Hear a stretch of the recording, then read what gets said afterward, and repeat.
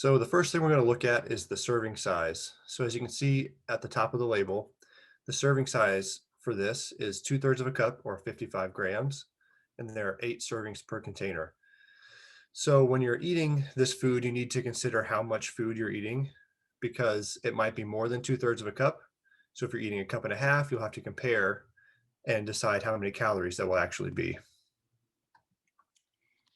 And like Jake said, going right underneath the serving size is the calories. So for this example, there are 230 calories in the serving size of 2/3 of a cup.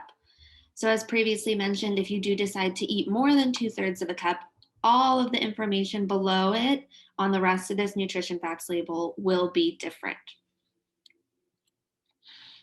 So next we have fats. On the label, you'll see saturated fat and trans fats. We want to keep these low in our daily intake, and we will talk about those daily values on the right at the end of the slides. All right, and going a little bit further down, we see in the blue box there the added sugars. So, this is when sugars are added during the food processing.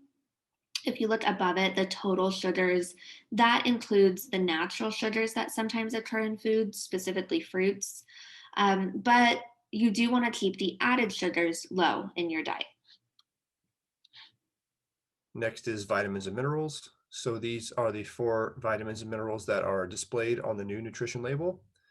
So this is where you would look if you had a specific vitamin that you needed more of in your diet, or maybe you had to limit for some reason.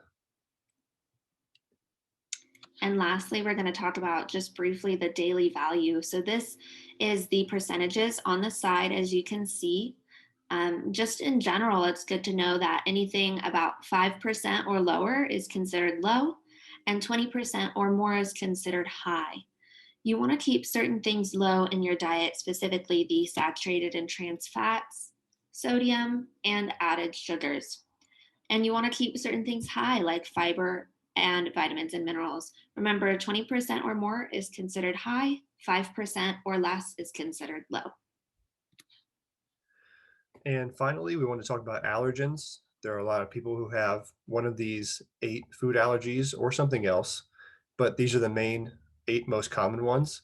So if you look at the bottom of this nutrition label, it will say allergen information. So there will be a contains in statement that has any one of these allergens that might be in the food. So if there is one of these 8, it will be either listed at the bottom under allergen information on a food label, or it will be listed in the ingredients next to the ingredient that it contains it. So if something has milk in it, you have to read through the ingredients and look for milk, or it can be down at the bottom.